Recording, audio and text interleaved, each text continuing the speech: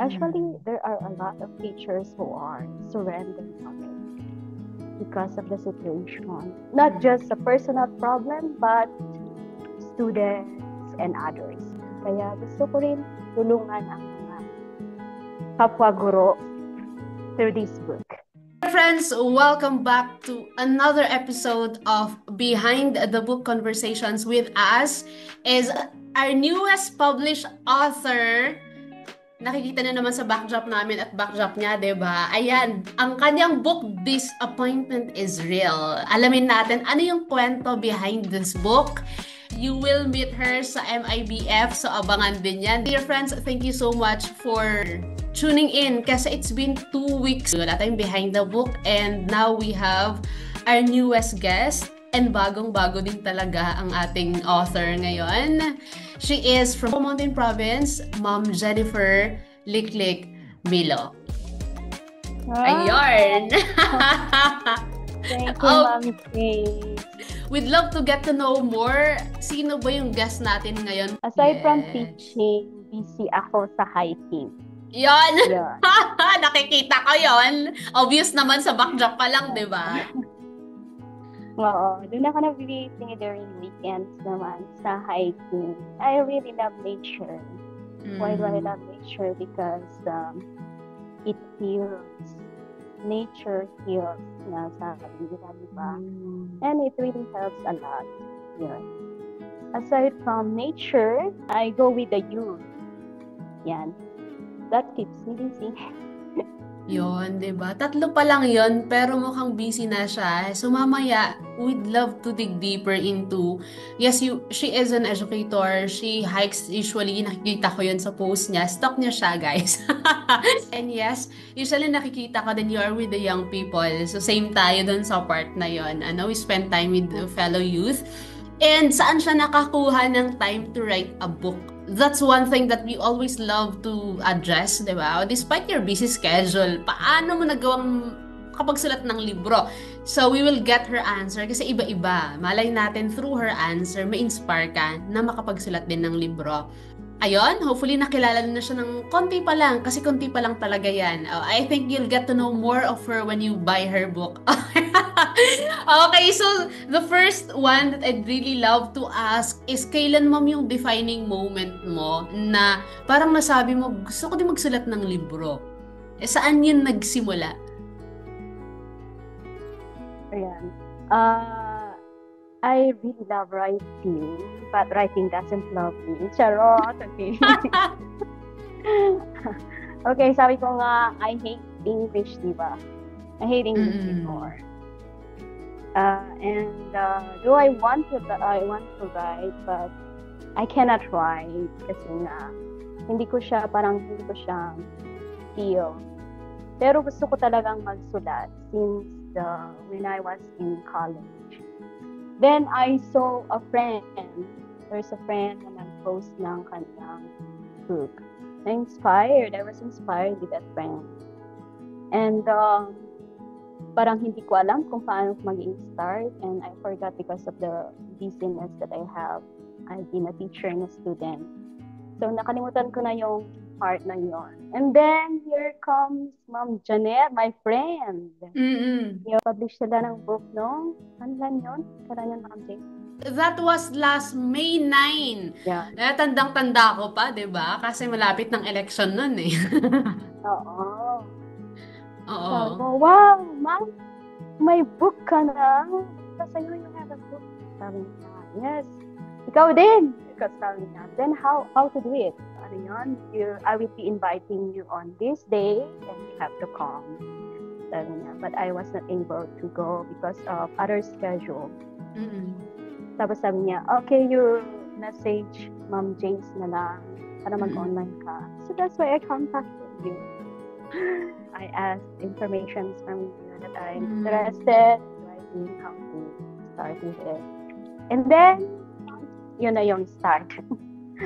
Grabe, parang, guys, nakikita niyo yung flow. Sobrang kahit sa isang post lang ng isang tao na nakita mo, sometimes yung dream na yun, no? Parang, bumabalik. Wait lang siya, nagawa niya ako din. And then, ayun, nabuhayan ka ulit ng loob. So, never underestimate the power of sharing what you've accomplished as well because it might inspire someone out there. Not just in writing a book ha. 'Di ba ganun 'yon? Na sometimes nakita mo yung friend mo, ako din parang nabaon na pala sa baul yung pangarap mo. But because of a post, because something someone posted, ayun, nabuhayan ka ulit. So that's a lesson. That is a lesson na actually pagbabasahin niyo yung libro ni Ma'am Jen, andun yun sa kanyang introduction. Andun yun. So, make sure to grab your copy. Next month na. Alright. And, I believe yun nga, sabi natin kanina, sa sobrang busy mo with young people, ang dami niyong ganaps actually, hiking, pagtuturo na hindi biro. Paano ka nakakuha ng time? Or I mean to say, paano mo nakala out yung time mo dun sa busy schedule mo to be able to write a book? Ano yung mga may certain parts ka ba sa schedule mo na nasacrifice mo muna? Before I started this book, I said I have to finish this book and I have to do it. Since I accepted the challenge, I have to set time for it.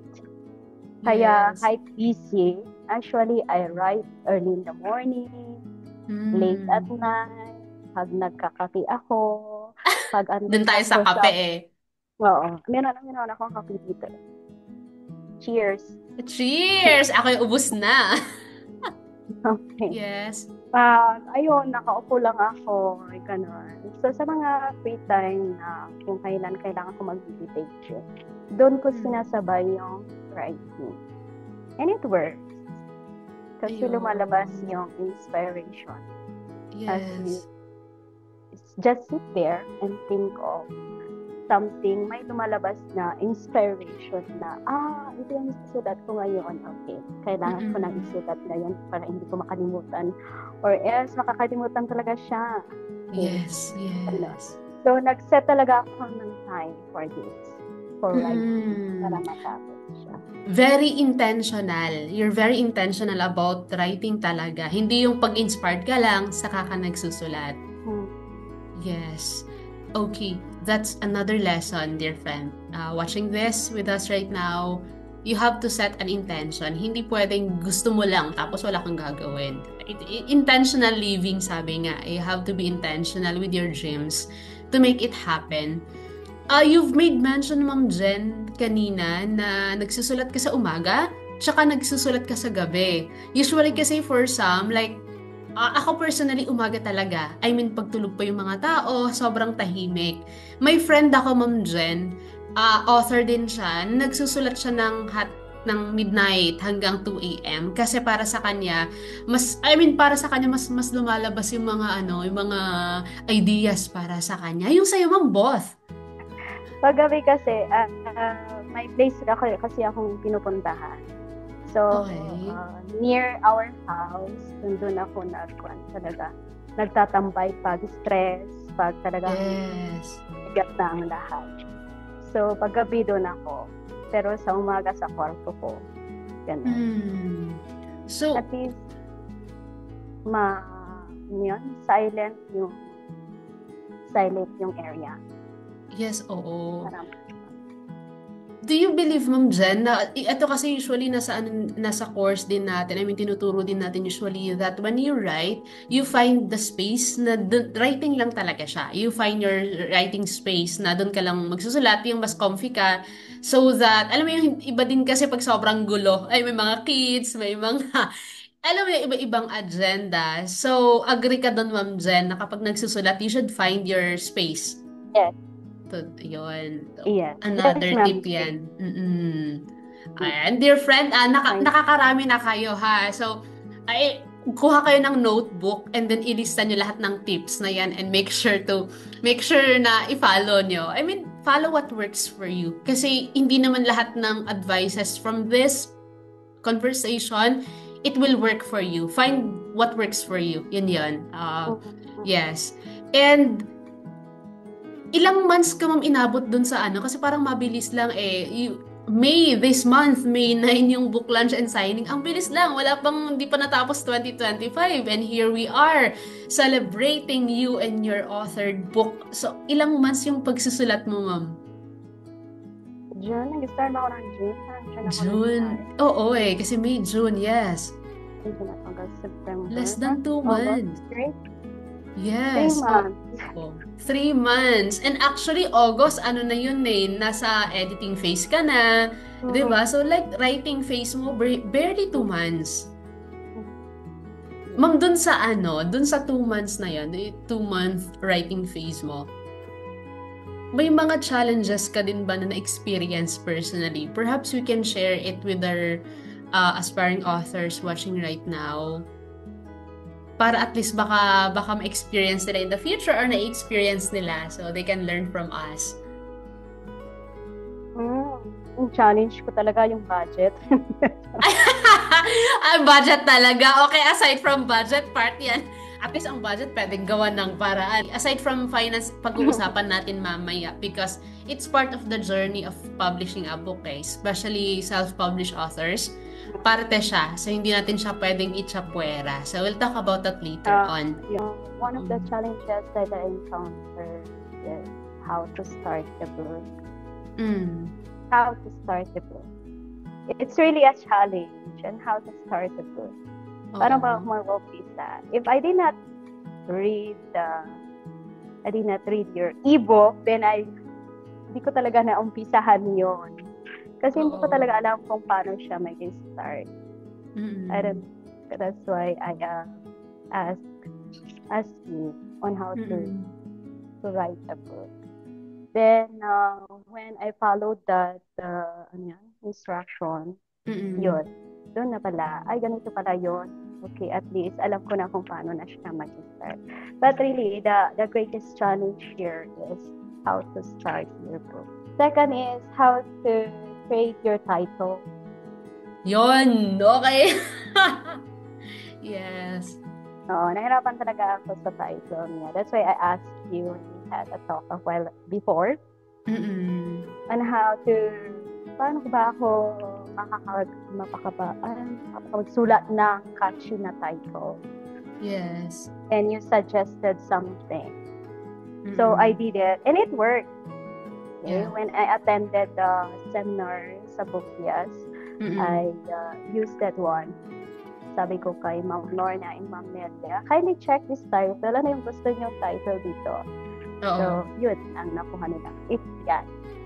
Ma'am Jen actually had messaged me before and then she availed my ebook and then attended the workshop. So, yun yung process niya. Because it might help for some of you, no? It really helps if you seek a mentor, not really go solo. Yeah, you can go solo, but it really helps if you can find a coach, a mentor who could help you out, a community, because that way, nagkakaroon ka ng shortcut or mas mahe-help out ka kung saan ka man nag-struggle. So, that's also a pro tip for you guys. Alright? May 10 yata ako nasulat na title. Ang dami? Galing nga! Pero, and then, pero karamihan yan ang napili na title. Disappointment is real, don't give up. And it actually has a subtitle which is a hope for educators to explore what truly matters. And I also read the book even if hindi ako educator. So that's a question that I'd love to ask. Yes. Everyone is an educator. Hindi lang naman teacher ang educator, di ba? Kahit mother is an educator. Yun. Not in the classroom, but at home. Di ba? Kahit na ordinaryong tao, educator din yan eh. Kasi may natututunan yung ibang tao sa kanila. So everyone can be an educator. Yeah. Yes, in our own way. Everyone can read it. Yes. Yes. Guys, you are also an educator, even if estudyante ka lang, because you can teach someone something, all right? But if we dig deeper into really the focus of the book, perhaps, the audience that you'd love to reach, like, super niche down natin, sino yung talagang gusto mong i-target dun sa book mo na ito? Mga teachers. Yon. Because our author is a teacher as well, and that's nice. Para less stress, guys. Fellow teachers, charot! Para hindi kayo stress, read Ma'am Jen's book. Okay? Okay. Okay. I am a teacher, so I know the situation of the teacher. Mm-mm. Nag-smile lang yan, pero actually, their mental health matters also. Yes. Our mental health matters. Exactly. They just smile, say good morning, how are you? But actually, they have burdens also, and they need help. Actually, there are a lot of teachers who are surrendering already because of the situation. Not just a personal problem, but students and others also. Ganon. Kaya gusto ko rin tulungan ang mga kapwa-guro through this book. Grabe. So, sobrang grateful din kami for really putting out this book. I know it's gonna be of help, a great help. Sometimes all it takes is a courageous human being to be able to share yung story, di ba? Yung kwento. And sobrang akala natin simpleng book lang. But you know what, guys? There have been a lot of cases wherein that book is not just a simple book, but a certain book can save someone's life. A certain book can inspire someone to keep going in life. Buti na lang merong bagong libro written by an educator to fellow educators. So, yay! Magdiwang! Yes, let's celebrate. So, thank you for that. Being an author kasi, guys, like, it's not just, writing a book and publish author ka na, hindi eh. There's always a mission behind, a purpose behind. Kaya naman, dito sa Behind the Book, let's dig deeper, more sa kwento, dahil tayo ay by nature chismosa. I mean, meaningful chismis ang sinasabi ko.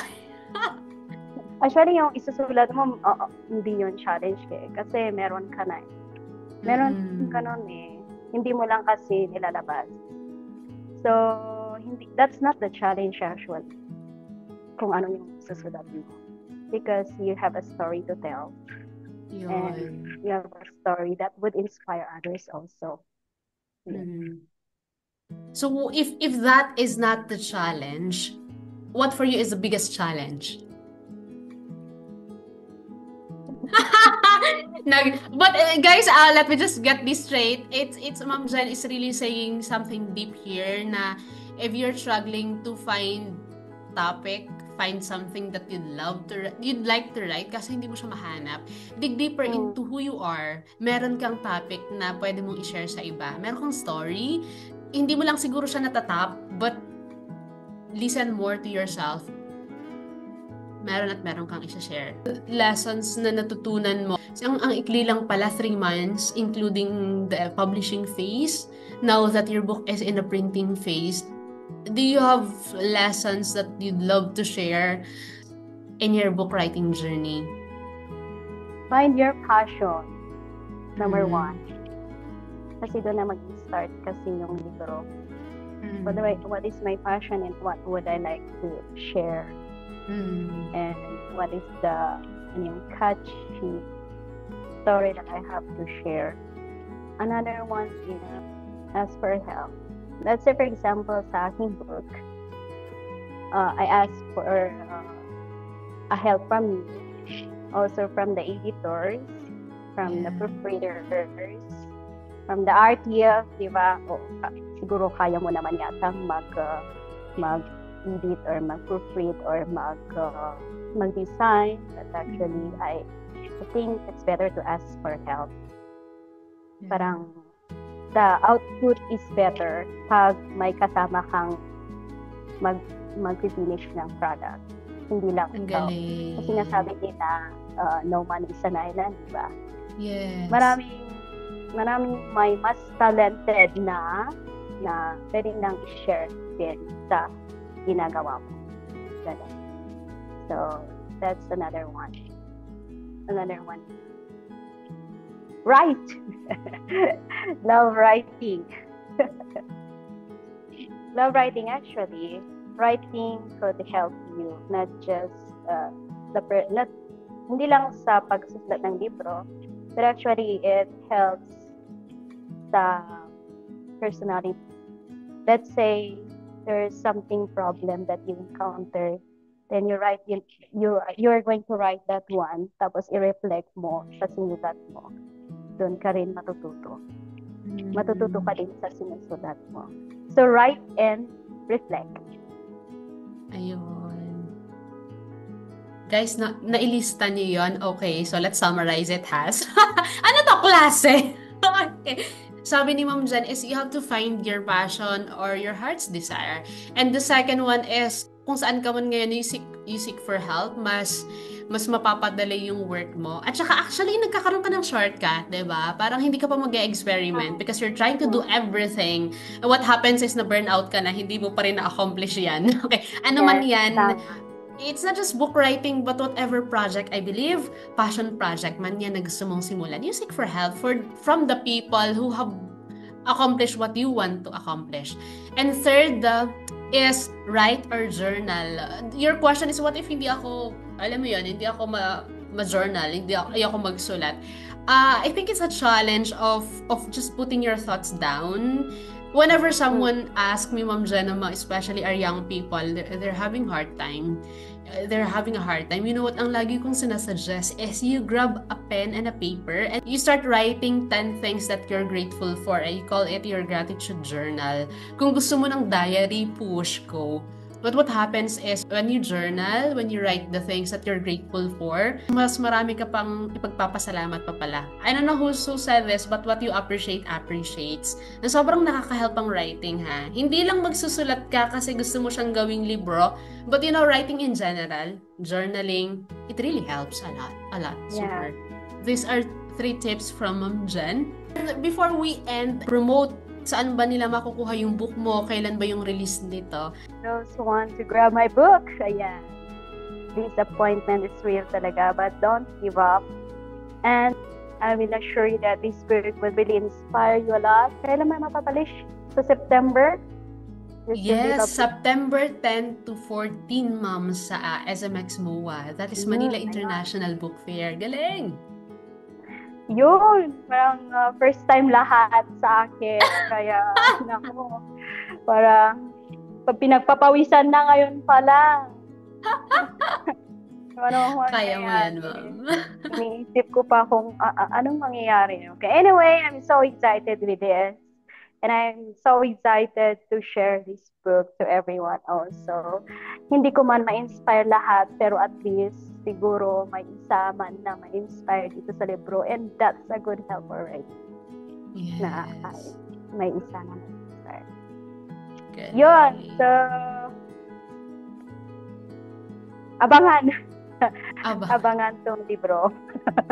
Thank you so much, guys. Abangan niyan. Manila International Book Fair. Actually, 10, 11, 12, 13, 4, 5 days.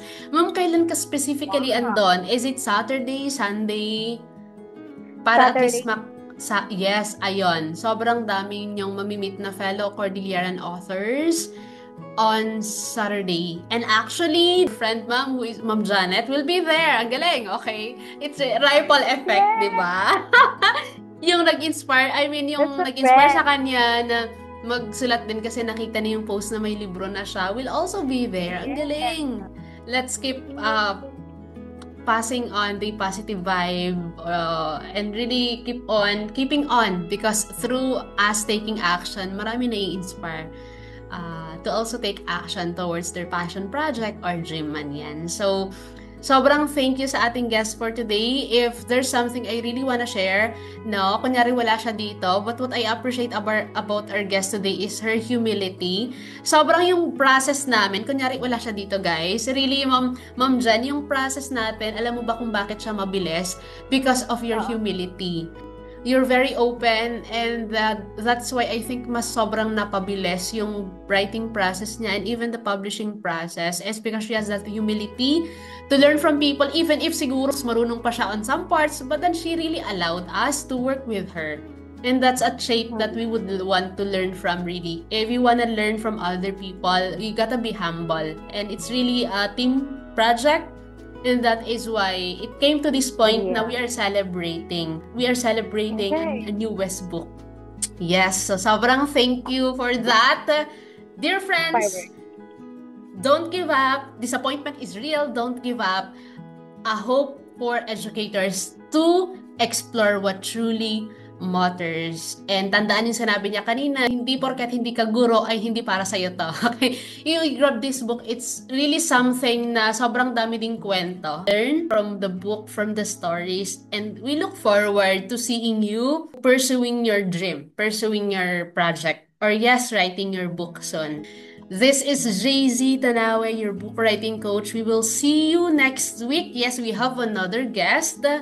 New author din siya, makakasama natin siya sa MIBF. Make sure to join us also, and please do like, comment, and subscribe sa ating YT channel. Yun lang, and thank you so much.